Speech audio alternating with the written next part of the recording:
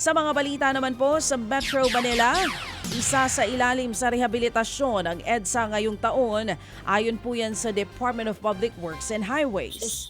Sa panayam nga ng programang ito, sinabi ni DPWH Secretary Manuel Bonoan na sinimulan na nila ang pagpaplano para sa nasabing rehabilitasyon kasama ang MMDA.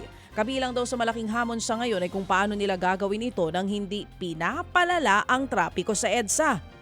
Target daw ng DPWH na tapusin ang rehabilitasyon sa loob lamang ng 2 taon. Nasa 15 billion pesos na budget na raw ang nakalaan para sa proyekto mula sa General Appropriations Act. Mas mainam raw na gawin na muna ang rehabilitasyon kaysa sa paulit-ulit na reblocking sa EDSA.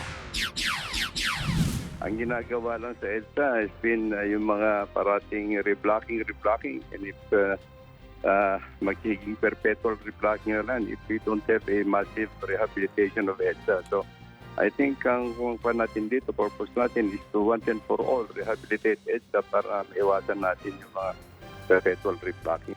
Yan nga po ang tining ni DPWH Secretary Manny Bonoan. Nasunog naman ang bodega ng mga foam sa Parañaque City. Nabalot nga ng naglalagablab na apoy at makapal na usok ang lugar dahil sa sumiklab na sunog. Rinig din ang sunod-sunod na pagsabog mula sa nasusunog na warehouse. Ayon sa barangay, may gumamit daw ng kemikal na acetylene sa loob ng warehouse na posible raw na pinagmula ng sunog.